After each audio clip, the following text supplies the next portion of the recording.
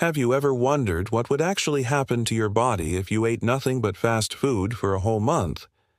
It's a classic question, one that pops up in conversations and late-night thoughts. We all know it's probably not great for us, but what's the real story? Well, I decided to dive deep into the science and data to find out. So grab a glass of water, maybe a salad, and let's explore the hypothetical journey of a 30-day fast food challenge. First off, let's set the stage. We're talking about eating 3 meals a day, every single day for 30 days, exclusively from fast food chains. Burgers, fries, pizzas, fried chicken, sugary sodas, the whole 9 yards. We're not just talking about a quick cheat meal. This is a full-on commitment. The first week would probably feel surprisingly okay. Maybe even fun.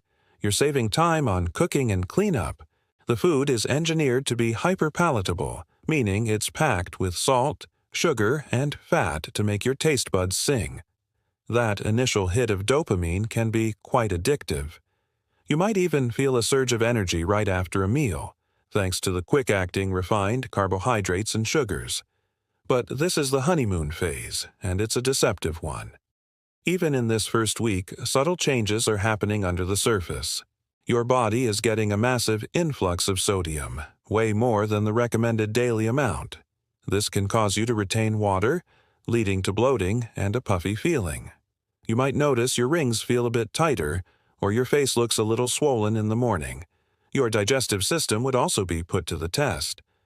Fast food is typically low in fiber, which is crucial for healthy digestion. So you might start experiencing some, let's say, irregularity and discomfort. Now, let's move into week 2. This is where things start to get more noticeable. The initial novelty wears off and the physical toll becomes more apparent. The constant sugar rushes followed by crashes would leave you feeling sluggish and tired. That afternoon slump? Imagine it magnified. You'd likely struggle with concentration and focus. Your brain, which thrives on a steady supply of nutrients, would be running on fumes. Your skin might also start to show signs of distress. The high glycemic index of fast food can trigger inflammation and increase oil production, leading to breakouts and a dull complexion. You're essentially feeding your body inflammatory ingredients, and your skin is often one of the first places to show it. And what about your mood? The link between gut health and mental health is incredibly strong. A diet lacking in nutrients and high in processed ingredients can negatively impact your gut microbiome. This can lead to mood swings, irritability, and even feelings of sadness. The food that initially gave you a dopamine hit is now contributing to a cycle of feeling down, which might make you crave more comfort food. It's a tough cycle to break. By week 3, the changes would become more serious. You've likely gained a significant amount of weight. We're not just talking about a pound or 2. This rapid weight gain is primarily from fat, and not just the kind you can see. We're talking about visceral fat, the dangerous type that wraps around your internal organs. Your blood pressure would likely be elevated due to the relentless high sodium intake. Your heart is working harder to pump blood through your system, putting a strain on your entire cardiovascular system. At the same time, your cholesterol levels would be on the rise. The high content of unhealthy saturated and trans fats in fast food contributes to an increase in LDL, the bad cholesterol, which can start to build up as plaque in your arteries. This is a direct pathway to serious heart problems down the line. Inside your body, your liver would be under immense stress. The liver has to process all the fat and sugar you're consuming. A diet like this can lead to a condition called non-alcoholic fatty liver disease, where fat accumulates in the liver, causing inflammation and damage. Think of it as forcing your body's main filter to work overtime with the dirtiest materials possible. As we approach the end of the month, week 4, your body would be sending out some major distress signals. The chronic fatigue would be overwhelming. You'd likely feel physically weak, as your muscles aren't getting the protein and nutrients they need to repair and grow. You might even experience joint pain due to the systemic inflammation coursing through your body. Your nutrient deficiencies would be severe. Despite consuming thousands of calories, you'd be malnourished. You'd be lacking essential vitamins and minerals, like vitamin C, vitamin D, magnesium, and potassium, that are vital for everything from immune function to bone health. You'd probably find yourself getting sick more easily as your immune system becomes compromised. Your blood sugar regulation would also be completely out of whack. The constant bombardment of sugar and refined carbs would put your pancreas into overdrive, pumping out insulin to try and manage your blood sugar levels. This is a fast track to insulin resistance, which is a precursor to type 2 diabetes.